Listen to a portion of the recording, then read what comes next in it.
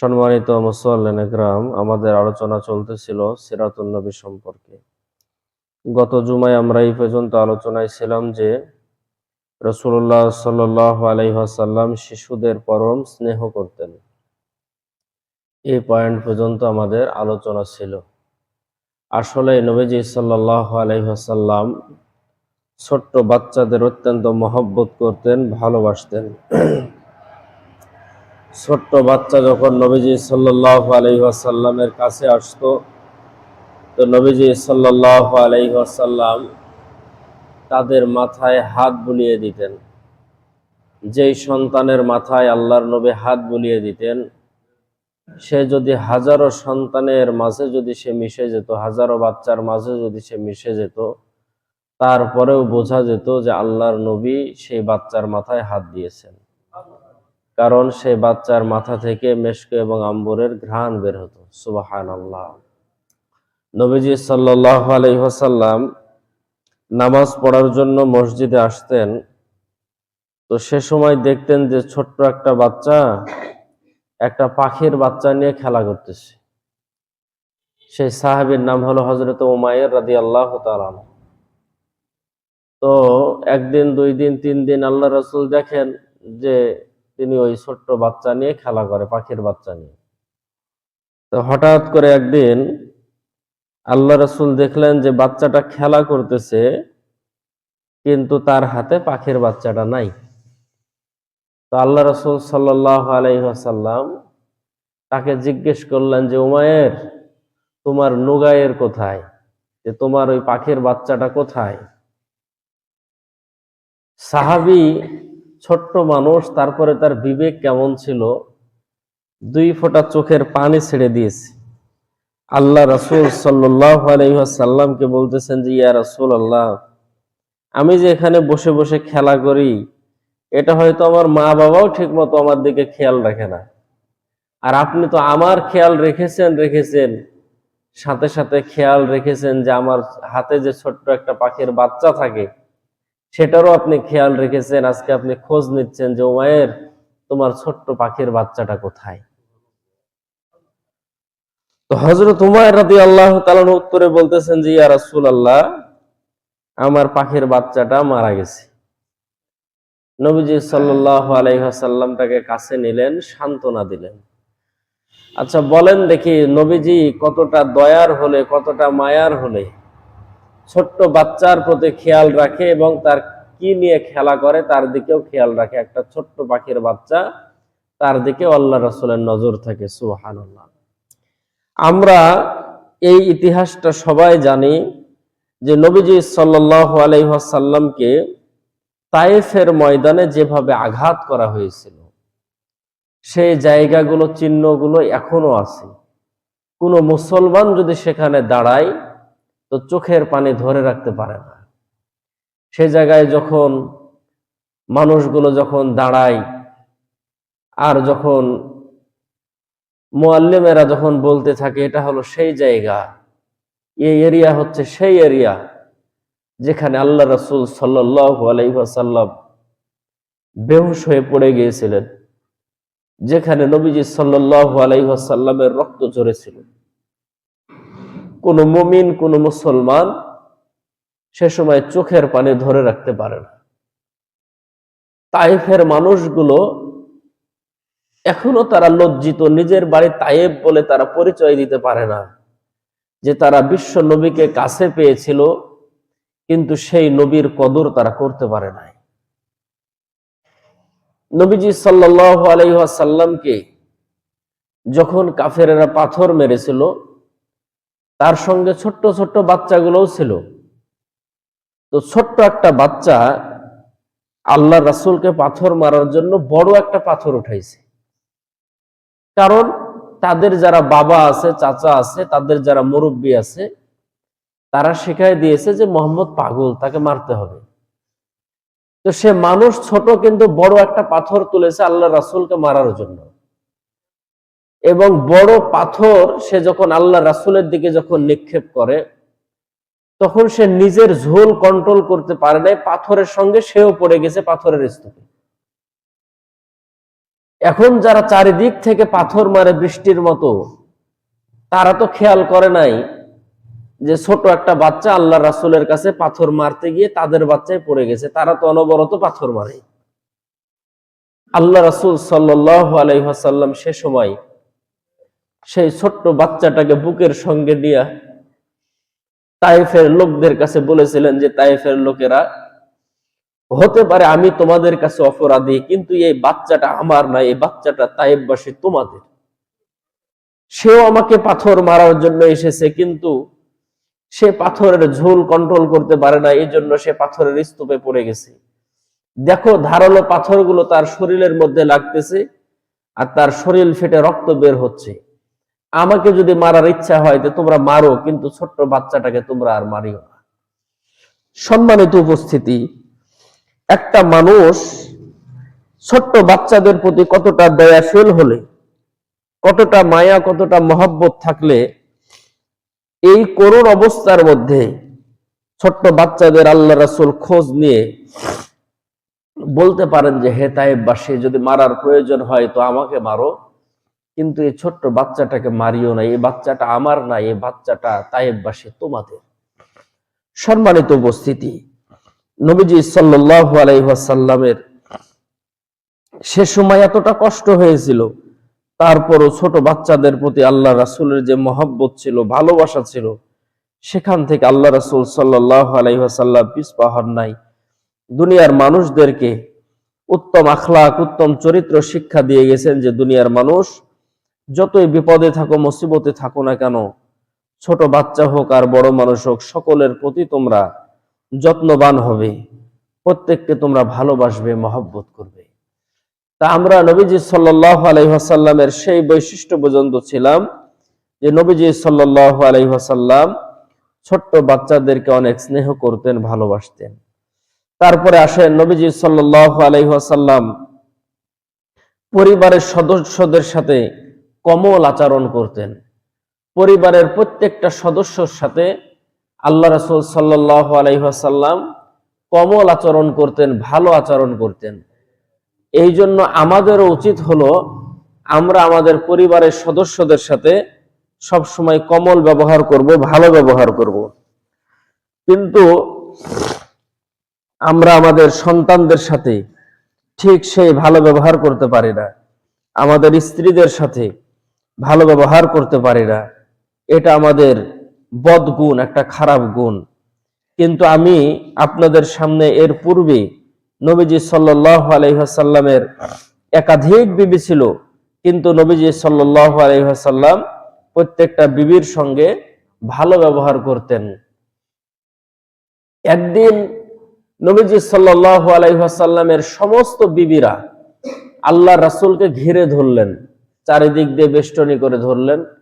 আল্লাহ রাসূলকে বললেন যে, ইয়া রাসূলুল্লাহ, আপনি, আমরা যে 9 জন বিবি একসঙ্গে আছি, বলেন দেখে আমাদের 9 জনের মধ্যে আপনি কাকে বেশি ভালোবাসেন? এখন নবীজি সাল্লাল্লাহু আলাইহি ওয়াসাল্লাম মা আয়েশা সিদ্দিকা রাদিয়াল্লাহু তাআলা আনহাকে অন্যান্য স্ত্রীদের তুলনায় বেশি ভালোবাসতেন, এবং এর জন্য আল্লাহ রাসূল সাল্লাল্লাহু আলাইহি ওয়াসাল্লাম বারবার আল্লাহ তাআলার কাছে তওবা করতেন এবং বলতেন যে, আল্লাহ, আপনি যে সমস্ত সম্পদের, মালের ভাগ করার অধিকার আমাকে দিয়েছেন, আমি সমানভাবে সেগুলো ভাগ করে দেই সমস্ত স্ত্রীদের মাঝে, কাউকে কম বেশি করি না। কিন্তু অন্তরের মধ্যে যে ভালোবাসা, সেটা তো, সেই ক্ষমতা তো আমার হাতে নাই। এই জন্য কোন স্ত্রীকে আমি বেশি ভালোবাসি, কাউকে কম ভালোবাসি, কারণ নফস কন্ট্রোল করার মালিক তো আমি না, এটা কন্ট্রোল করার মালিক হচ্ছেন আপনি। এখন সমস্ত বিবিরা যখন আল্লাহ রাসূলকে যখন ঘিরে ধরলো, বললো, ইয়া রাসূলুল্লাহ, আপনি কাকে বেশি ভালোবাসেন? আল্লাহ রাসূল সাল্লাল্লাহু আলাইহি ওয়াসাল্লাম যদি সে সময় কোনো একটা স্ত্রীর নাম ধরে বলতেন যে, আমি অমুক স্ত্রীকে বেশি ভালোবাসি, তাহলে অন্যান্য স্ত্রীরা মনে কষ্ট পেতেন। আল্লাহ রাসূল বললেন যে, না, এই উত্তর আমি আজকে দেব না, এই উত্তর আমি আগামীকাল সকালবেলা দেব। সমস্ত স্ত্রীরা নিজ নিজ ঘরের মধ্যে চলে গেল রাত্রের বেলা। আল্লাহ রাসূল রাত্রের বেলা হাতের মধ্যে কিছু খেজুর নিলেন এবং 9 জন স্ত্রীর ঘরেই আল্লাহ রাসূল গেলেন এবং প্রত্যেকটা স্ত্রীর হাতে আল্লাহ রাসূল 2টা করে খেজুর দিলেন। সকালবেলা আল্লাহ রাসূলের বিবিগণ আবার আল্লাহ রাসূলকে ঘিরে ধরলো, ইয়া রাসূলুল্লাহ, বলেন দেখে আপনি কাকে বেশি ভালোবাসেন, আজকে তো উত্তর দেওয়ার কথা। আল্লাহ নবী সাল্লাল্লাহু আলাইহি ওয়াসাল্লাম বললেন যে গত রাত্রে আমি যাকে 2টা খেজুর দিয়েছি আমি তাকে সব থেকে বেশি ভালোবাসি। সমস্ত স্ত্রীরা খুশি হয়ে গেল, কারণ আল্লাহ রাসূল সাল্লাল্লাহু আলাইহি ওয়াসাল্লাম সমস্ত স্ত্রীদের ঘরে ঢুকে সবাইকে খেজুর দিয়েছিলেন, কিন্তু কেউ জানতো না যে আল্লাহ রাসূল কাকে খেজুর দিয়েছেন। একজন স্ত্রীর খবর আর একজন জানতেন না। আল্লাহ রাসূল বললেন যে আমি গত রাত্রে যাকে 2টা খেজুর দিয়েছি তাকে আমি বেশি ভালোবাসি। সমস্ত স্ত্রীরাই খুশি যে আল্লাহ রাসূল তো রাত্রের বেলা আমাকেই খেজুর দিয়েছে। সবাই মনে মনে খুশি হয়ে নিজ নিজ ঘরে ফিরে গেল। রাসূলুল্লাহ সাল্লাল্লাহু আলাইহি ওয়াসাল্লাম নিজের পরিবারকে এত সুন্দরভাবে পরিচালিত করতেন, সবার সঙ্গে আল্লাহ রাসূল ভালো ব্যবহার করতেন। নবীজি সাল্লাল্লাহু আলাইহি ওয়াসাল্লামের 10 বছরের খাদেম হযরত আনাস রাদিয়াল্লাহু তাআলা আনহু তিনি বলেন যে আল্লাহ রাসূলের চরিত্র সম্পর্কে আমি কি বলবো তোমাদের সামনে, বলার মতো আমার সেই ভাষা নাই। কারণ আনাস রাদিয়াল্লাহু তাআলা ছোট্টবেলা আল্লাহর রাসূলের কাছে এসেছিলেন। তার মা বাবা আনাসকে নেওয়ার জন্য এসেছে যে আনাস চলো আমার সঙ্গে বাসাতে চলো। আনাস রাদিয়াল্লাহু তাআলা বলতেছেন যে মা, আল্লাহর রাসূলের কাছে আমি যে ভালোবাসা, যে মহব্বত পেয়েছি, এটা ছেড়ে আমি কোনো সময় তোমাদের সাথে নিজের বাড়িতে যাব না। আচ্ছা বলেন দেখি, একটা ছোট্ট বাচ্চা অপর মানুষের কাছে কতটা ভালোবাসা পেলে, কতটা মহব্বত পেলে নিজের মা বাবার কথা ভুলে যায়, শুধু আল্লাহ রাসূল সাল্লাল্লাহু আলাইহি ওয়াসাল্লামের কাছেই সেই মানুষটা থাকতে চায়। আমাদের বাচ্চাগুলো নানা নানি, দাদা দাদি এরকম আত্মীয় স্বজনের কাছে থাকতে পছন্দ করে। কয়দিন থাকবে, কয় বেলা থাকবে, 2 ঘন্টা 4 ঘন্টার থাকার পরে ঠিক মায়ের কথা মনে হয়, ঠিক বাবার কথা মনে হয়। 1 দিন 2 দিন থাকার পরে ঠিক মায়ের জন্য কান্নাকাটি করে। কিন্তু হযরতে আনাস রাদিয়াল্লাহু তাআলা 10টা বছর আল্লাহ রাসূলের খেদমতে ছিলেন। তিনি বলেন যে একটা কাজ করার কথা ছিল কিন্তু আমি করতে পারি নাই, কোনো কাজটা করার প্রয়োজন ছিল না কিন্তু আমি করে ফেলেছি, কোনো পাত্র আমি ভেঙে ফেলেছি, কোনো ক্ষতি করে ফেলেছি। যে কাজটা করার প্রয়োজন ছিল আমি করতে পারি নাই, যে কাজটা করার প্রয়োজন ছিল না আমি অযথা সেই কাজটা করে ফেলেছি। আল্লাহর রাসূল আমাকে কোনোদিন বলেন নাই যে আনাস এই কাজটা তুমি কেন করলা, এই কাজটা তুমি কেন করনি, এই পাত্রটা তুমি কেন নষ্ট করলা, এই জায়গায় তুমি কেন গেলা, এ সময় আসার কথা ছিল তুমি কেন আসোনি। এরকম কথা আল্লাহর রাসূল আমাকে জীবনে কোনোদিন বলেন। নবীজি সাল্লাল্লাহু আলাইহি ওয়াসাল্লামের একজন খাদেমের সাথে আল্লাহর রাসূলের সেই ব্যবহার, আল্লাহর রাসূলের সেই চরিত্র। সম্মানিত মুসল্লিয়ান ইকরাম, এই জন্য পরিবারের যারা থাকবে, অধীনস্থ যারা থাকবে, প্রত্যেকের সাথে ভালো ব্যবহার করা, নিজের স্ত্রীর সঙ্গে ভালো ব্যবহার করা, নিজের সন্তানের সঙ্গে ভালো ব্যবহার করা, নিজের মা বাবা পরিবারের মধ্যে থাকলে তাদের সঙ্গে ভালো ব্যবহার করা। স্ত্রীর সঙ্গে কেন ভালো ব্যবহার করব? সে অন্য বাড়ি থেকে একটা মহিলা আপনার বাসায়, আপনার পরিবারের সবাই, আপনার সন্তানটাও আপনার, একটা মানুষ সে বাইরের পরিবার থেকে আপনার পরিবারে এসেছে, তাকে ভালোবাসতে হবে। নবীজি সাল্লাল্লাহু আলাইহি ওয়াসাল্লাম বলেন যে প্রত্যেকটা স্ত্রীকে বানানো হয়েছে তাদের নিজের পাঁজরের হাড় থেকে, পাঁজরের হাড্ডি থেকে বানানো হয়েছে। তবে নবীজি বলেন যে খুলিকাত মিন জিলাইন, তাদেরকে যে বানানো হয়েছে বাঁকা হাড় দিয়ে বানানো হয়েছে। তাদেরকে যদি তুমি বেশি সোজা করতে চাও তাহলে সেটা মচকে যাবে, সেটা ভেঙে যাবে। এই জন্য পরিবারের মধ্যে স্ত্রীকে আল্লাহ রাসূল সাল্লাল্লাহু আলাইহি ওয়াসাল্লাম শাসন করার কথা বলেছেন। তবে কয়েকটা স্টেপের পরে আল্লাহ রাসূল সাল্লাল্লাহু আলাইহি ওয়াসাল্লাম তাদেরকে শাসনের কথা বলেছেন। সবকিছু ভালোবাসা দিয়ে সম্ভব। নবীজি সাল্লাল্লাহু আলাইহি ওয়াসাল্লাম কোনোদিন স্ত্রীদের উপরে প্রহার করেন নাই, কোনোদিন স্ত্রীদের উপরে আল্লাহ রাসূল সাল্লাল্লাহু আলাইহি ওয়াসাল্লাম আঘাত করেন নাই। স্ত্রীদের কোনো কথাই আল্লাহর রাসূল যদি কষ্ট পেয়েছেন, অনেক সময় মেয়ে মানুষ এমন কথা বলে ফেলেছেন যাতে আল্লাহ রাসূল সাল্লাল্লাহু আলাইহি ওয়াসাল্লাম কষ্ট পেয়েছেন। বিবিরা অন্য সময় বুঝতে পেরেছে যে আমার এই কথাই আল্লাহ রাসূল কষ্ট পেয়েছেন, কিন্তু আল্লাহ রাসূল বিবিদেরকে এই কথাও বুঝতে দেন নাই যে তোমাদের কথার কারণে আমি কষ্ট পেয়েছি। বিবিরা একে একে অনুতপ্ত হয়েছে যে না, এই কথাটা আমার বলা ঠিক হয় নাই। একবার আল্লাহ রাসূলের কাছে বিবিরা এসে বলল যে ইয়া রাসূলুল্লাহ, আমাদের জিনিসপত্র লাগবে, আমাদের খাট লাগবে, আমাদের তোশক লাগবে, আমাদের জামা কাপড় লাগবে, আমাদের বিভিন্ন আসবাবপত্র জিনিসপত্রগুলো লাগবে। আল্লাহ রাসূল সাল্লাল্লাহু আলাইহি সাল্লাম বললেন যে দেখো, আমি যে সময় বিয়ে করি তখন সে সময় তোমাদের কাছে আমার অর্থনৈতিক অবস্থা সম্পর্কে তোমাদের কাছে বলা হয়েছে। আমি রাসূলের ঘরের মধ্যে আসলে সবকিছু তোমাদের দেওয়া হয়তো সম্ভব হবে না, আমার কাছে আসলে তোমাদের সুখ শান্তির হয়তো অভাব হবে না, কিন্তু হয়তো এরকম হতে পারে যে 3 বেলা খাবার আমি ঠিক মতো তোমাদের মুখে তুলে দিতে পারবো না, আমার ঘরের মধ্যে আরাম আয়েশের জিনিস আসবাবপত্র গুলো পাবা না, কিন্তু তোমরা কেন এখন এসে এই সমস্ত জিনিসগুলো চাচ্ছ? কিন্তু মেয়ে মানুষ আল্লাহ রাসূলের কাছে তারা দাবি দিয়ে বসলো। আল্লাহ রাসূল একটু কষ্ট পেলেন। আল্লাহ রাসূল মসজিদে নববীতে চলে আসলেন। মসজিদে নববীতে আসেন, কিন্তু আর বাড়ি পর্যন্ত নামাজ শেষে যে বাসায় যাবেন, আল্লাহ রাসূল আর যান নাই। প্রত্যেকটা বিবি চোখের পানি ছেড়ে দিয়ে ক্রন্দন করতেছে যে আমাদের এই ব্যবহারে আল্লাহ রাসূল কষ্ট পেয়েছেন। সম্মানিত মুসল্লিন একরাম, তারপরও নবীজি সাল্লাল্লাহু আলাইহি ওয়াসাল্লাম বিবিদের উপরে প্রহার করেন নাই, তাদেরকে গালি দেন নাই, তাদের সঙ্গে খারাপ ব্যবহার করেন নাই। মা আয়েশা সিদ্দিকা রাদিয়াল্লাহু তাআলা আনহা, তার বয়স যখন 6 বছর, আয়েশা সিদ্দিকা রাদিয়াল্লাহু তাআলা আনহার বয়স যখন 6 বছর, সে সময় বিয়ে হয়েছে আল্লাহ রাসূলের সাথে। যখন 9 বছর, তখন আল্লাহ রাসূলের সংসারে গেছে আয়েশা সিদ্দিকা রাদিয়াল্লাহু তাআলা আনহা। আবার আল্লাহ রাসূলের আয়েশা সিদ্দিকার বয়স যখন 18 বছর, তখন নবীজি সাল্লাল্লাহু আলাইহি সাল্লাম দুনিয়ার জমিন থেকে বিদায় নিয়ে চলে যাচ্ছেন।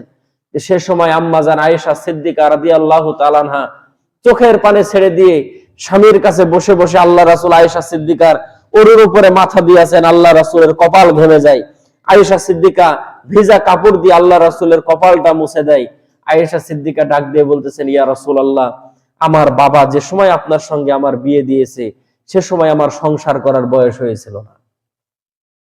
9 বছরে আপনার কাছে এসেছি, সংসার কি জিনিস বুঝতাম না। ছোট ছোট মেয়েদের সঙ্গে আমি খেলাধুলা করতাম, আপনি কোনোদিন আমার উপরে রাগ করেন নাই, বিরক্ত হন নাই। এখন আমার বয়স হয়েছে, সংসার কি জিনিস আমি বুঝতে শিখেছি, স্বামীর খেদমতকে আমি বুঝতে শিখেছি। ইয়া রাসূলুল্লাহ, যে সময় আমার সংসার করার বয়স হলো, সে সময় আপনি আমার কাছ থেকে বিদায় নিয়ে অন্ধকার কবরের দিকে রওনা করলেন। আয়েশা সিদ্দিকা রাদিয়াল্লাহু তাআলা আনহা নবীজি সাল্লাল্লাহু আলাইহি ওয়াসাল্লামের কপালে হাত দিয়ে বলতেছেন, ইয়া রাসূলুল্লাহ, সংসার কি জিনিস এটা আমি বুঝতাম না, আমি বাচ্চাদের সঙ্গে খেলাধুলা করতাম, জীবনে কোনোদিন আপনি আমাকে ধমক দিয়ে বলেন না যে আয়েশা, এখন তো শ্বশুর বাড়িতে আসো, স্বামীর কাছে আসো, এখন খেলার বয়স না, এখন সংসার করার বয়স। বলেন দেখি, যদি দুপুরবেলা ভাত রান্না না করে আমাদের স্ত্রীরা যদি খেলাধুলা করে, যদি মানুষের সঙ্গে অন্যান্য মেয়েদের সঙ্গে যদি খেলা যদি করে, বা যদি বসে থাকে অন্যান্য কাজ যদি করে, আমাদের মেজাজ ঠিক থাকে না। কিন্তু নবীজি সাল্লাল্লাহু আলাইহি ওয়াসাল্লাম নিজের স্ত্রীদের সঙ্গে সর্বোচ্চ ভালো ব্যবহার দেখিয়েছেন। তার সন্তানদের সঙ্গে, মেয়েদের সঙ্গে। হযরতে আলী রাদিয়াল্লাহু তাআলা আনহুকে আল্লাহর রাসূল মাঝে মাঝে বুকের সঙ্গে নিয়ে বলতেন যে আলী, ফাতেমাকে আমি অনেক ভালোবাসি, ফাতেমাকে যে কষ্ট দেয় সেজন্য আমি নবীকে কষ্ট দেয়, আলী জীবনে কোনোদিন ফাতেমাকে কষ্ট দিও না। আবার যখন ফাতেমা রাদিয়াল্লাহু তাআলা আনহা একাই থাকতেন, তখন আল্লাহ রাসূল হযরতে ফাতেমা রাদিয়াল্লাহু তাআলা আনহাকে বলতেন যে ফাতেমা, আলীকে কোনো সময় কষ্ট দিবা না, আমি যদি বেঁচে থাকি আর যদি শুনতে পাই যে তুমি আলীকে কষ্ট দিয়েছো, ফাতেমা তুমি মনে রেখো, তোমার জানাজায় আমি রাসূল উপস্থিত হব না। নবীজি সাল্লাল্লাহু আলাইহি ওয়াসাল্লাম তার পরিবারস্থ যে সমস্ত মানুষগুলো ছিল, তাদের সঙ্গে নবীজি সাল্লাল্লাহু আলাইহি ওয়াসাল্লাম ভালো ব্যবহার করতেন। এর বর্ণনা দিতে গেলে অনেক লম্বা সময়ের ব্যাপার। আমি সংক্ষেপে আপনাদেরকে এই কথাটাই বলবো যে নবীজি সাল্লাল্লাহু আলাইহি ওয়াসাল্লাম তার বিবি বাচ্চার সঙ্গে ভালো ব্যবহার করতেন। আমাদেরও উচিত হবে আমাদের স্ত্রীদের সঙ্গে, আমাদের সন্তানদের সঙ্গে ভালো ব্যবহার করা। আপনি সংসারের মধ্যে আমি বড়, তারা ভুল করবে, তারা হয়তো কোনো কাজে ত্রুটি করে ফেলবে, আপনি বড় হিসাবে, আমি বড় হিসাবে তাদেরকে ক্ষমা করে দেওয়া, তাদেরকে মাফ করে দেওয়া। একাধিক হাদিসের মধ্যে আল্লাহ রাসূল সাল্লাল্লাহু আলাইহি সাল্লাম বলেন যে তোমার স্ত্রী যদি কোনো খারাপ কথা তোমাকে বলে ফেলে বা কোনো উল্টাপাল্টা কাজ করে ফেলে, তাহলে তুমি তাকে অন্যান্য ভালো কাজের দিকে লক্ষ্য করে তাকে তুমি মাফ করে দাও। কারণ তোমার স্ত্রী একটা খারাপ কাজ করেছে, কিন্তু তার তো হাজারো ভালো কাজ আছে, সেই কাজের দিকে খেয়াল করে তাকে তুমি মাফ করে দাও, তার উপরে কোনো সময় রাগান্বিত হয়েও না। আল্লাহ রাসূল সাল্লাল্লাহু আলাইহি ওয়াসাল্লাম এই কথাও বলেছেন যে শোনো, তুমি দিনের বেলা স্ত্রীদের সঙ্গে খারাপ ব্যবহার করো, কিন্তু দিন শেষে যখন রাত্র আসে তোমরা কিন্তু আবার সেই স্ত্রীর কাছেই ফিরে যাও। অতএব স্ত্রীর সঙ্গে কোনো সময় তোমরা বাদীর সঙ্গে মানুষ যে ব্যবহার করে, দাসীর সঙ্গে মানুষ যে ব্যবহার করে, এই ব্যবহার কোনো সময় স্ত্রীদের সঙ্গে করিও না। আল্লাহ পাক রব্বুল আলামিন আমাদেরকে নিজের স্ত্রীর সঙ্গে, নিজের সন্তানদের সঙ্গে ভালো ব্যবহার করার মতো তৌফিক দান করুন, বলেন আমিন। তারপরে নবীজি সাল্লাল্লাহু আলাইহি ওয়াসাল্লাম কেউ অসুস্থ হলে অসুস্থ মানুষদের খোঁজ খবর নিতেন। ইয়াদাতুল মারিজ, মানে নবীজি সাল্লাল্লাহু আলাইহি ওয়াসাল্লাম অসুস্থ মানুষদের খোঁজ খবর নিতেন। এটা বড় এক ফজিলত। এলাকার মধ্যে কেউ যদি অসুস্থ হয়, আপনি যদি তাকে দেখার জন্য যান, নবীজি সাল্লাল্লাহু আলাইহি ওয়াসাল্লাম বলেন যে কেউ যদি অসুস্থ ব্যক্তিকে দেখার জন্য যায়, 70,000 রহমতের ফেরেশতা তার জন্য দোয়ায়ে মাগফিরাত করতে থাকে। অসুস্থ ব্যক্তিকে দেখতে গেলে এত সওয়াব, এত ফজিলত। কিন্তু আমরা কি অসুস্থ ব্যক্তিকে দেখতে যাই কোনটাকে? যদি দেখি আমার নিজের আত্মীয় কেউ, তাহলে তাকে দেখার জন্য আমি যাই।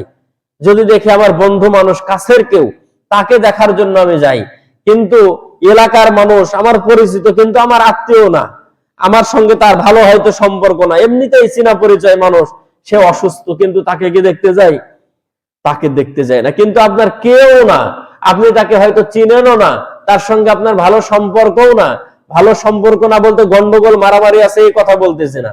এক একটা মানুষের সঙ্গে কারো গভীর সম্পর্ক থাকে, কারো কম সম্পর্ক থাকে। এলাকার মানুষ আপনি চিনেন, জানেন, আপনি শুনলেন যে সে মানুষটা অসুস্থ, আপনি তাকে দেখার জন্য যাবেন। নবীজি সাল্লাল্লাহু আলাইহি সাল্লাম বলেন তার জন্য 70,000 রহমতের ফেরেশতা দোয়ায়ে মাগফিরাত করতে থাকবে। সুবহানাল্লাহ। যদি পারেন তার জন্য কিছু হাদিয়া নিয়ে যাবেন। সে কোন খাবার খেতে পছন্দ করে যদি আপনার জানা থাকে, সে খাবার নিয়ে তার মুখের কাছে একটু বসবেন, তাকে একটু সান্ত্বনা দিবেন যে ভাই এরকম রোগ অনেক মানুষের হয়েছে, আপনার চিন্তার কোনো কারণ নাই, টেনশনের কোনো প্রয়োজন নাই, আল্লাহ পাক রব্বুল আলামিন আপনাকে শিফা দান করবে। তার মাথায় হাত দিয়ে, আপনি কিচ্ছু জানেন না, সূরা ফাতিহা পড়েন, তার মাথায় একটু ফু দেন, তার বুকে একটু ফু দিয়ে দেন, তাকে বলেন যে ভাই তোমার কোনো চিন্তার প্রয়োজন নাই, আমরা আল্লাহ তাআলার কাছে দোয়া করতেছি, তুমিও দোয়া করতে থাকো, কালেমা পড়তে থাকো, ইস্তেগফার করতে থাকো, আল্লাহ পাক রব্বুল আলামিন তোমাকে শিফা দান করবে। বলেন সুবহানাল্লাহ। নবীজি সাল্লাল্লাহু আলাইহি ওয়াসাল্লামের এমন কোন সাহাবী ছিল না যে আল্লাহ রাসূল খবর পেয়েছেন যে সেই সাহাবী অসুস্থ কিন্তু আল্লাহ রাসূল দেখতে যান নাই, এরকম কোন ইতিহাস পাওয়া যায় না। নবীজি সাল্লাল্লাহু আলাইহি ওয়াসাল্লামের একজন সাহাবী হযরতে তালহা রাদিয়াল্লাহু তাআলা আল্লাহ রাসূলের সঙ্গে দেখা করার জন্য এসেছেন। তার বাড়ি একটু দূরে, পাহাড়ের পিছনে তার বাসা। আল্লাহ রাসূলের কাছে সব সময় আসতে পারে না। তো হযরতে তালহা রাদিয়াল্লাহু তাআলা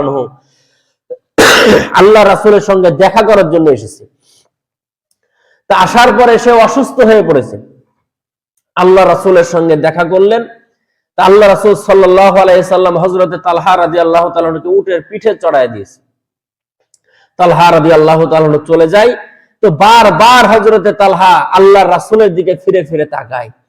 আল্লাহর রাসূল যতদূর পর্যন্ত দেখা যায় হযরতে তালহাকে বলতেছেন যে তালহা তুমি মনে হয় কিছু আমাকে বলতে চাও। তো হযরতে তালহা রাদিয়াল্লাহু তাআলার কানে যখন একবার, দুইবার, তিনবার এই কথা গেছে যে তালহা তুমি কি আমাকে কিছু বলতে চাও, তো হযরতে তালহা রাদিয়াল্লাহু তাআলা উটের পিঠ থেকে লাফ দিয়ে এসে আল্লাহ রাসূলকে বুকের সঙ্গে জড়ায় বলতেছেন যে ইয়া রাসূলুল্লাহ আমার শরীরের যে অবস্থা, মনে হয় না যে আপনার সঙ্গে আবার দেখা হবে। ইয়া রাসূলুল্লাহ আমার মন তো চায় না যে আপনাকে ছেড়ে আমি বাড়ির মধ্যে যাব। তো হযরতে তালহার বাড়ির কাছে থেকে একদল কাফেরা এসেছে আল্লাহ রাসূলের কাছে। আল্লাহ রাসূল জিজ্ঞেস করতেছেন যে তোমাদের বাসা কোথায়? সবাই জানে যে হযরতে তালহার সঙ্গে আল্লাহ রাসূলের ভালো সম্পর্ক।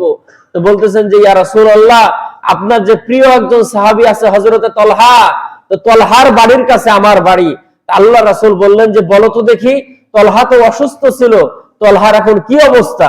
তো সাহাবীরা বলতেছেন যে ইয়া রাসূলুল্লাহ মনে হয় না যে আপনার সাহাবী তালহা আর বাঁচবে, তার করুণ অবস্থা, কঠিন অবস্থা, সে বিছানা থেকে আর উঠতে পারে না। আল্লাহ রাসূল সাল্লাল্লাহু আলাইহি ওয়াসাল্লাম সে সময় উঠে দাঁড়ালেন আর ডাক দিয়ে বললেন যে চলো আমার সঙ্গে তোমরা কারা যাবা, এখন আমি হযরতে তালহাকে দেখার জন্য তার বাড়ির উদ্দেশ্যে রওনা করব। তো হযরতে তালহা রাদিয়াল্লাহু তাআলাকে আল্লাহ রাসূল দেখলেন, তার মাথায় হাত দিয়ে দিলেন, দোয়া করে দিলেন এবং হযরতে তালহার বাবাকে ডাক দিয়ে বলতেছেন যে শোনো, তালহা যদি হায়াতে বেঁচে থাকে তাও আমাকে খবর দিবা। তার যে শরীরের অবস্থা মনে হয় না যে সে বাঁচবে, সে যে অবস্থাতে যেখানে যখনই মারা যাক না কেন আমাকে তুমি খবর দেবা, আমি তার জানাজায় আসব, আমি রাসূল তার জানাজার নামাজে ইমামতি করব। বলেন সুবহানাল্লাহ। এই কথা হযরতে তালহা রাদিয়াল্লাহু তাআলার কান পর্যন্ত গেছে। আল্লাহর রাসূল যখন চলে এসেছে বাসায়, তখন হযরতে তালহা তার বাবাকে ডাক দিয়েছেন। ডাক দেওয়ার পরে বলতেছেন যে বাবা, আল্লাহর রাসূল কি বলেছেন আমি শুনেছি, আমার শরীরের যে অবস্থা মনে হয় না আমি বেশি দিন বাঁচবো। আমার বাবা শোনেন, আমি যদি হায়াতে বেঁচে থাকি তাহলে তো আমি আবার যাব রাসূলের কাছে, আর যদি আমি মারা যাই তাহলে বাবা শোনেন, আমি যদি দিনের বেলা মারা যাই তাহলে আপনি রাসূলকে খবর দিবেন, আর যদি রাত্রের বেলা মারা যায় তাহলে রাসূলকে খবর দিবেন না। বাবা ডাক দিয়ে বলতেছেন যে তালহা, তোমার মনটা কি চায় না যে রাসূল এসে তোমার জানাজার নামাজ পড়াবে, রাসূল এসে তোমাকে কবরের মধ্যে রাখবে, রাসূল তোমাকে কাফনের কাপড়টা পরাবে? এটাকে তোমার মনে চায় না? দিনের বেলা মারা গেলে খবর দেব, রাত্রের বেলা মারা গেলে খবর দেব না, কারণটা কি? হযরতে তালহা চোখের পানি ছেড়ে দিয়ে ডাক দিয়ে বলতেছেন যে বাবা, রাসূলের অনেক দুশমন, দিনের বেলা রাসূল নিরাপদে আমি মারা যাওয়ার কথা শুনলে আমার কাছ পর্যন্ত আসতে পারবে, কিন্তু রাত্রের বেলা আমি তালহা যদি মারা যাই আর সে সময় যদি রাসূলের কাছে খবর যায়, রাসূল তো অবশ্যই আমার জানাজায় শরীক হওয়ার জন্য আসবে।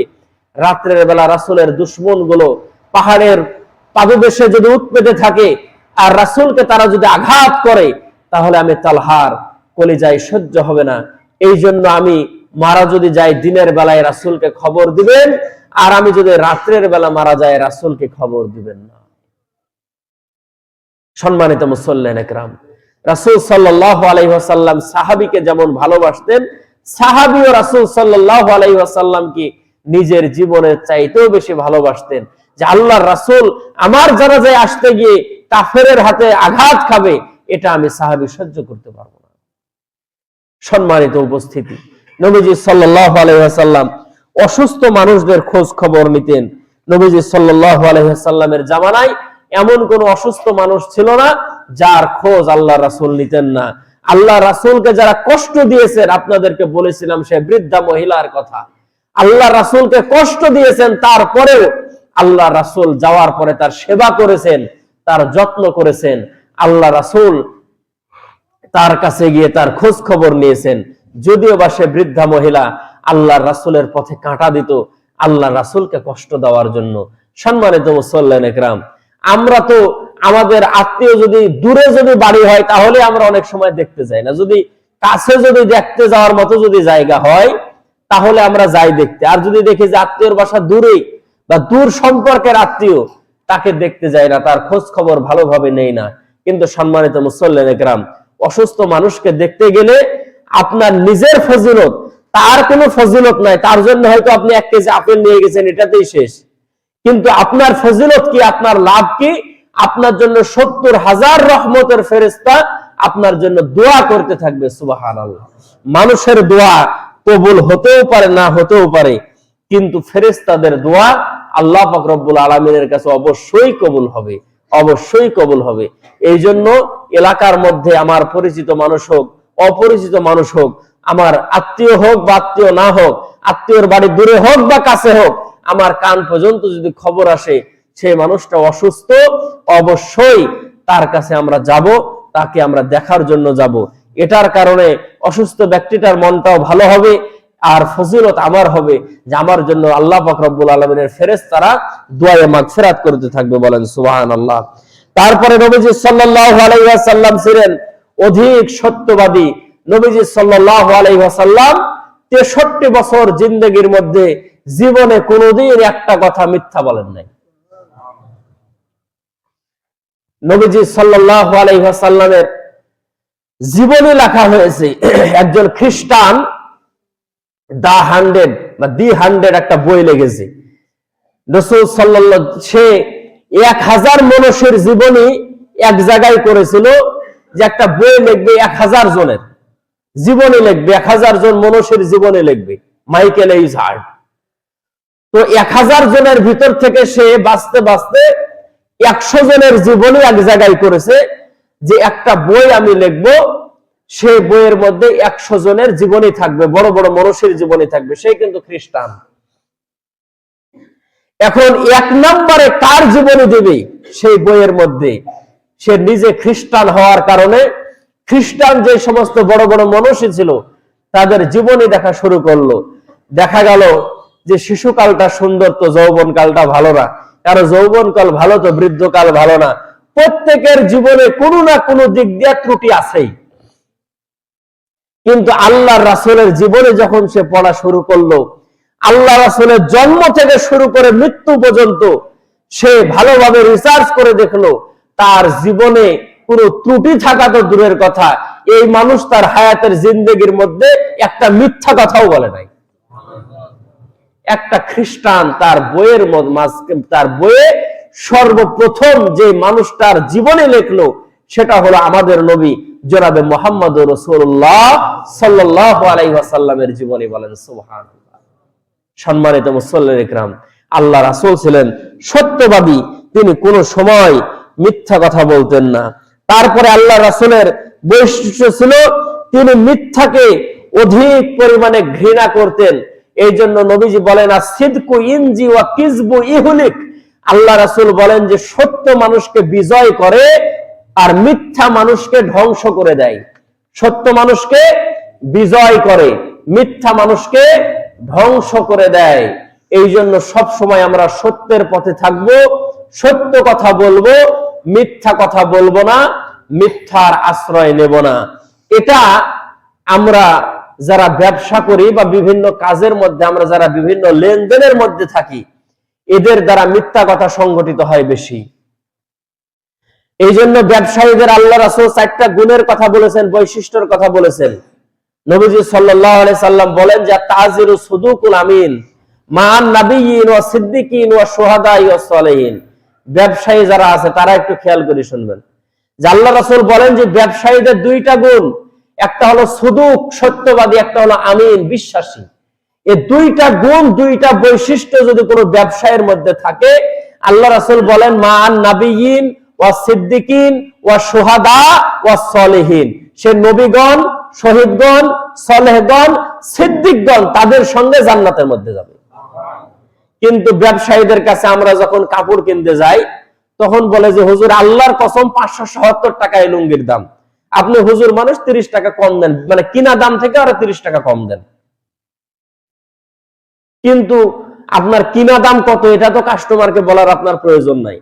আপনি যত টাকা দিয়ে ইচ্ছা তত টাকা দিয়ে কিনেন, কিন্তু আপনার লাভ আপনি করবেন, ব্যবসাতে লাভ করা জায়েজ আছে, হালাল আছে, কিন্তু এমন ভাবে আবার লাভ না করা যে 100 টাকার জিনিস 120 টাকায় বিক্রি করতে পারেন, কিন্তু 100 টাকার জিনিস আপনি 500 টাকায় বিক্রি করলে এটা মানুষের উপরে জুলুম হয়ে যাবে। যারা সিন্ডিকেট করে ব্যবসা করে বাজারের মধ্যে ক্রাইসিস ফেলে, সম্পূর্ণরূপে আরাম যে আলু আছে পর্যাপ্ত পরিমাণে স্টোরে আলু আছে, কিন্তু একসঙ্গে বের করে না যে বের করলে 80 টাকা কেজি আর আলু বিক্রি করা যাবে না, এই জন্য বের করে না। আবার বিক্রি করার সময় বলে যে না এটা আমার 75 টাকা কিনাই আছে, 80 টাকা না হলে 5 টাকা কেজি লাভ করব না, কিন্তু কিনেছে 50 টাকা, আপনি লাভ করেন, কিন্তু আপনি এই যে একটা মিথ্যা কথা বললেন, এই জন্য আপনার হালাল জিনিসটা হারাম হয়ে গেল। এই জন্য সব সময় সত্য কথা বলা। আপনি কয় টাকা দিয়ে কিনেছেন এটা পাবলিকের সামনে আপনার বলার প্রয়োজন নাই, আপনি লাভ করে বিক্রি করেন এই কথা বলার প্রয়োজন নাই। তো যে আল্লাহর কিরা এটার দাম 100 টাকা, আল্লাহর কসম এটার দাম 500 টাকা, এটা আপনার বলার প্রয়োজন নাই। তো আপনি বলেন যে ভাই আমার কিনা যাই থাক না কেন এটা 200 টাকা হলে বিক্রি করতে পারবো না, হলে পারবো না, ফুরাই গেল, শেষ। কিন্তু আপনি হালাল জিনিসকে মিথ্যা কথা বলে হারাম করে দিচ্ছেন। আবার আলহামদুলিল্লাহ এটা এই জায়গায় আমি এক ব্যবসায়ীকে বলেছিলাম, তার ব্যাগের মধ্যে লেখা ছিল বিক্রিত মাল ফেরত নেওয়া হয় না। এটা ব্যবসায়ীদের জন্য চূড়ান্ত নিষেধ। এ কথা যে বলবো আর ব্যবসায় হারাম। এক ব্যবসায়ীর ব্যাগের মধ্যে আমি লেখা দেখেছিলাম যে সে লিখেছিল বিক্রিত মাল ফেরত নেওয়া হয় না। আমি বললাম যে ভাই এটা তো আল্লাহ রাসূলের হাদিস বিরোধী কথা, কারণ নবীজি সাল্লাল্লাহু আলাইহি ওয়াসাল্লাম এটা বলতে গেলে অনেক সময় লাগবে। সাহাবীদেরকে বলতেন যে দেখো তোমাদের কাছে কেউ যদি কোনো মাল যদি ক্রয় করে নিয়ে যায়, সে যদি আবার ফেরত দিতে আসে অবশ্যই এটা গ্রহণ করে নেবা, কারণ এমনও হতে পারে জিনিসটা তখন তার পছন্দ ছিল, পরবর্তীতে পছন্দ হয় নাই, সে তার বিবির জন্য নিয়ে গেছে, পছন্দ হয় নাই। তবে আল্লাহ রাসূল আবার সাহাবীদেরকে বলতেন যে শোনো, তোমরা যখন মালটা ফেরত দিবা তাহলে মালের যাতে করে কোনো ক্ষতি না হয় সেই দিকে খেয়াল করবা। এখন আপনি কাপড়টা নিয়ে গেলে, নিয়ে যাওয়ার পরে 3 দিন পরার পরে যদি ফেরত দিতে আসেন তাহলে তো সেই মাল তো ফেরত নেবে না। আপনি নিয়ে গেছেন, ভাই সব ঠিকঠাক আছে, আপনি বললেন যে ভাই এই লুঙ্গিটা নিয়ে গেছিলাম কিন্তু আমার ছেলে তো লুঙ্গিটা পছন্দ করে না, এটা বাদ দিয়ে অন্যটা নেব। অন্য মাল যদি নিতে চাই সেটা আপনি দিতে পারেন। আর যদি সে কাস্টমার যদি বলে যে আমি অন্য মাল নেবো না, আমি টাকা ফেরত নেব, মাল যদি সবকিছু যদি ঠিকঠাক থাকে, ব্যবসায়ী যারা আছেন, আপনি টাকা ফেরত দিতে বাধ্য। এটা রাসূলের হাদিস। আলহামদুলিল্লাহ, তারপর থেকে সে ব্যাগ ছাপাইছে, কিন্তু সে ব্যাগের মধ্যে আর লেখে নাই যে বিক্রিত মাল ফেরত নেওয়া হয় না। ব্যবসায়ীরা খুব সতর্কতার সাথে মনে রাখবেন, কোন সময় ব্যবসার মধ্যে মিথ্যা কথা বলবেন না। যারাই মিথ্যা কথা বলেছে দুনিয়ার মধ্যে তারাই ধরা খাইছে, ধ্বংস হয়ে গেছে। এই জন্য কোন সময় মিথ্যার আশ্রয় নেব না। আগে মানুষ মিথ্যা কথা বলতো না ভয়ে, যে মিথ্যা কথা বললে জাহান্নামে যেতে হবে। আর এখন মানুষ সত্য কথা বলে না ভয়ে, যে সত্য কথা বললে বিপদে পড়তে হবে। আগে মানুষ মিথ্যা কথা বলতো না ভয়ে, যে জাহান্নামে যেতে হবে বাবা। আর এখন মানুষ সত্য কথা বলতে যায় না, যে সত্য কথা বললেই বিপদে পড়ে যাবো। এই জন্য আমাদের সমাজের এই পরিবেশ, এগুলো থেকে আল্লাহ তাআলা আমাদেরকে বাঁচার মতো তাওফিক দান করুন, বলেন আমিন। নবীজি সাল্লাল্লাহু আলাইহি ওয়াসাল্লাম হাদিয়া গ্রহণ করতেন, উপহার গ্রহণ করতেন এবং উপহার দিতেন। হাদিয়া মানে উপহার। আল্লাহ রাসূল বলেন যে তাহাব্বু তাহাদ্দু, হাদিয়া দাও তো মোহাব্বত বাড়বে। যে আপনার শত্রু, যে আপনার দুশমন, তাকেও যদি আপনি হাদিয়া দেন তাহলে দেখবেন যে তার আপনার উপর সে দুর্বল হয়ে গেছে। যে আপনার বাড়ির, যে আপনার উপরে দুশমনি করে, বা আপনার কোনো ভাইয়ের সঙ্গে আপনার চলাচল ভালো না, দেখবেন যে ঈদে আপনি তাকে একটা কোনো উপহার পাঠাইছেন, দেখবেন যে সে আপনার উপরে খুশি হয়ে গেছে। বা আপনার কোনো বন্ধুর সঙ্গে আপনার মন ধরাধরি হয়েছে, কোনো কারণে গন্ডগোল হয়েছে, একটা আতর দেন, একটা টুপি দেন, একটা গেঞ্জি দেন, একটা শার্ট দেন, একটা প্যান্ট দেন, তাকে আপনি হাদিয়া দিবেন, দেখবেন যে সে আপনার উপরে দুর্বল হয়ে গেছে। তার যদি কোনো রাগ থাকে দেখবেন যে রাগ চলে গেছে। নবীজি সাল্লাল্লাহু আলাইহি সাল্লাম হাদিয়া গ্রহণ করতেও পছন্দ করতেন, আবার নবীজি সাল্লাল্লাহু আলাইহি সাল্লাম হাদিয়া দিতেও পছন্দ করতেন। আমাদের অভ্যাস হলো আমরা নিতে পছন্দ করি কিন্তু দিতে পছন্দ করি না, যে আমরা শুধু নিব কিন্তু দিব না। নবীজি সাল্লাল্লাহু আলাইহি সাল্লাম যেরকম ভাবে নিতেন সেরকম ভাবে নবীজি সাল্লাল্লাহু আলাইহি সাল্লাম দিতেন। আমরাও হাদিয়া দেওয়ার চেষ্টা করব ইনশাআল্লাহ। তারপরে নবীজি সাল্লাল্লাহু আলাইহি সাল্লাম অধিক পরিমাণে দান সদকা করতেন। আমরা দান সদকা করা তো দূরের কথা, যেটা দেওয়ার কথা সেটাই আমরা দিতে যাই না। এই যে এখন ধান উঠতেছে, ধানের যে ওসর বাইর করার কথা, মনে হচ্ছে যে হুজুর বলেনি, মনে হয় যে হুজুরও ভুলে গেছে আর মানুষও ভুলে গেছে। ধানগুলো যে বিক্রি করে দিলেন, ধানগুলো যে গুলায় তুলে নিলেন, ওসর কয়জন বের করেছেন বলেন? ধানের ওসর এই পর্যন্ত তো একজন মানুষ তো বললেন না যে হুজুর 100 মণ ধানে কতটুকু ওসর বাইর করব। আমি জানি যে আপনারা হিসাব নিকাশ জানেন যে শতকরা কতটুকু ওসর বাইর করতে হয়, 1 মণ ধান হলে কতটুকু ওসর বাইর করতে হয়, 100 মণ ধানে কতটুকু ওসর বাইর করতে হয়, আপনারা জানেন নাকি? আশারা থেকে 10 ভাগের 1 ভাগ ওসর। আপনার যা ধান হয়েছে তার 10 ভাগের 1 ভাগ। কিন্তু ওলামা ইকরামের এখন বর্তমান ফতোয়া হলো যে আমাদের আবাদে খরচ বেশি, সবকিছু কিনা, সার দিতে হয়, বিষ দিতে হয়, একবার বিষ দিলে হয় না, 3বার 4বার বিষ দিয়েছে, তারপরে জমির ধান অর্ধেক নাই এন্দুরে দিয়ে চলে গেছে। এই জন্য আমাদের খরচ বেশি, এই জন্য আমাদের 20 ভাগের 1 ভাগ। কত? 20 ভাগের 1 ভাগ। এক একজনের অনেক ওসর, কারণ যত বড় বড় আউরের পালা আমি দেখতেছি এই গ্রামে, অনেক ওসর বাইরে হবে। কিন্তু লামসাম একটা হিসাব করে আইলসাজিদার ধান বস্তা 3 মণ তুইছে, ফকির মিসকিন আসতে চার, যা বাবা এখান থেকে নিয়ে যা, হবে না, এটা হবে না। ওসর গুলো হিসাব করে বাইর করবেন। নবীজি সাল্লাল্লাহু আলাইহি সাল্লাম দান মানে কি? যেটা দেওয়ার কথা না, আপনি অতিরিক্ত যেটা দিবেন সেটা দান। আর ওসর গরিব মানুষ আপনার কাছে প্রাপ্য। মাদ্রাসা থেকে দেখছি ছাত্ররা কালেকশন করতে আসছে, আইলসাজিদার ধান ওটা লিজা ঝাড়লে পারে অর্ধেক ধান অর্ধেক সিটা। যেটা মানুষের দিবেন ভালোটা দিবেন, দিবেন তো ইনশাআল্লাহ। ওসরের ধান মাটি বাইর করবেন, খোলানেই বাইর করে নেবেন না। কি বলেন যে জায়গা ধান বেড়াবে, এটা কি বলেন আপনারা? আল্লাহ ভালো জানে।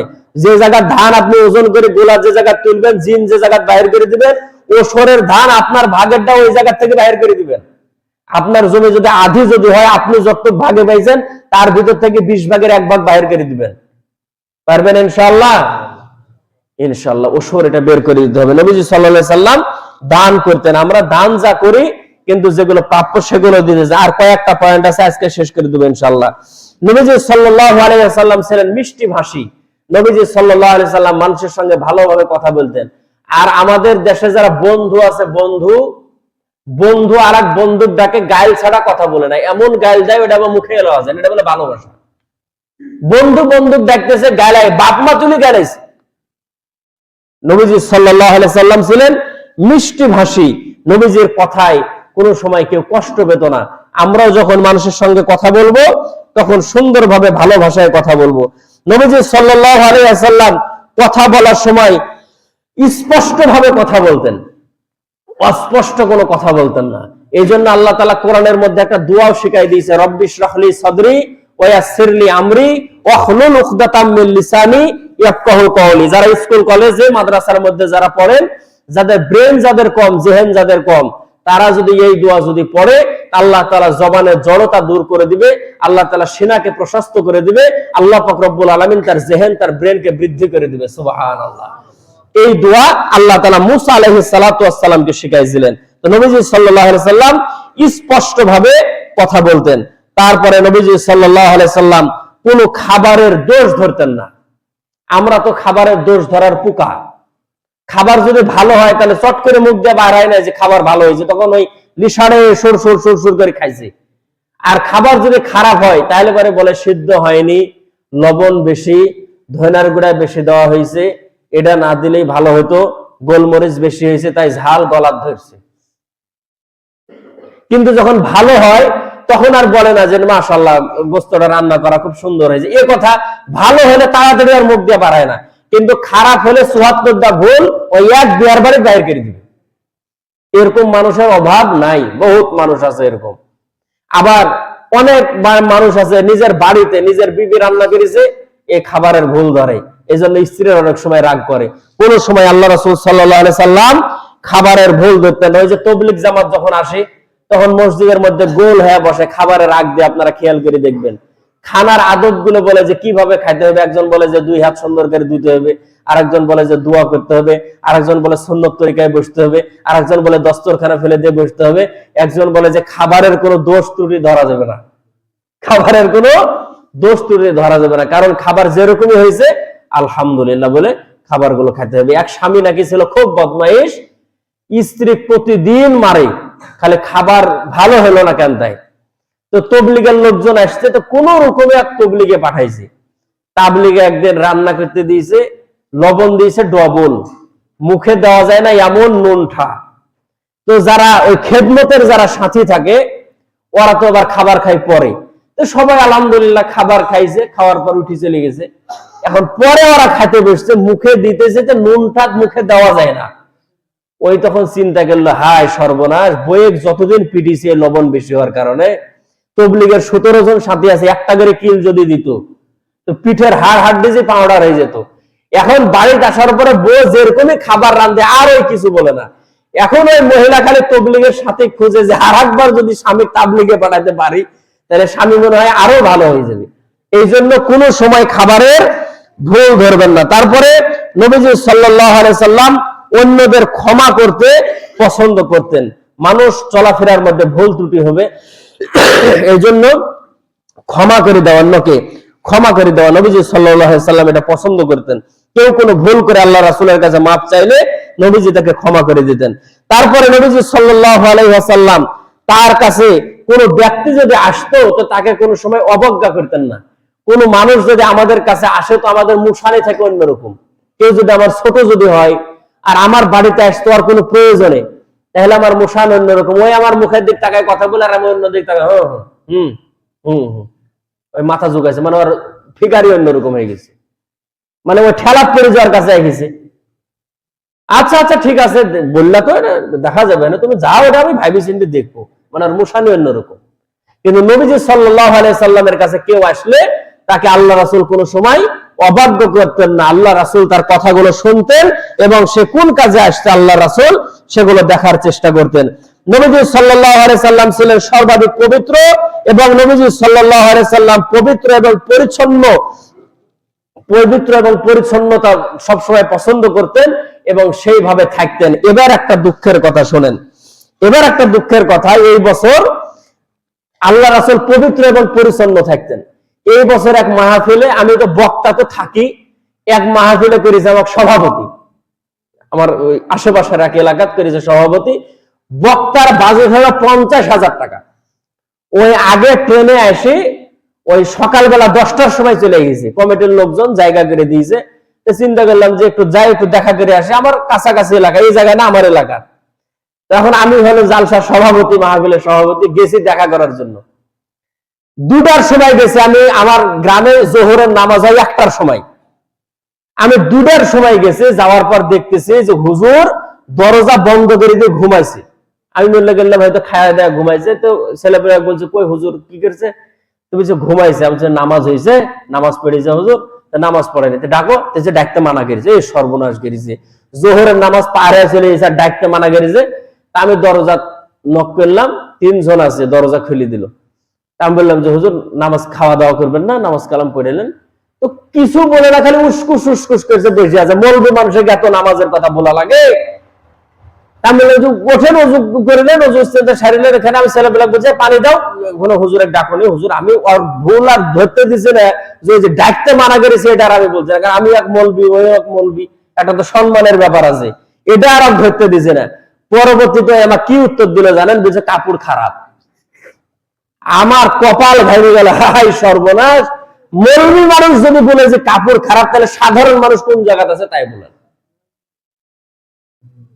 সম্মানিত মুসল্লিন একরাম, আল্লাহ রাসূল সাল্লাল্লাহু আলাইহি ওয়াসাল্লাম সব সময় পবিত্র, পরিষ্কার, পরিচ্ছন্ন থাকতেন। যুবক যারা আছে তাদেরকে বলবো, দাঁড়াই থেকে পেশাব করার ঢং আছে। আরে এমন টাইট প্যান্ট, মানে প্যান্ট দেখে মনে হয় যে এটা সেলাই করে পরিছে না পরি সেলাই করেছে, গায়ের চামড়ার সাথে লেগে গেছে। ওই প্যান্ট পরে জীবনে বসে পেশাব করা যায় না। দাঁড়াই থেকে পেশাব করে 2-4 ফুট প্যান্টে ঢুকে যায়, ওই অবস্থায় যে চেন টাইনে দিয়ে বাস ওই চলে গেল। নামাজের কানে যদি ডাকা হয় যে নামাজ পড়াতে, বলে হুজুর প্যান্ট খারাপ, কাপড় খারাপ, নামাজ পড়তে পারবে না। সম্মানিত মুসল্লিন একরাম, আল্লাহ রাসূলের বৈশিষ্ট্যগুলো আপনাদের সামনে তুলে ধরলাম। আল্লাহ পাক রব্বুল আলামিন ভুল এবং ত্রুটিগুলো মাফ করে সহিহ এবং সঠিক কথাগুলো অনুযায়ী আমল করার মতো তৌফিক দান করুন, বলেন আমিন।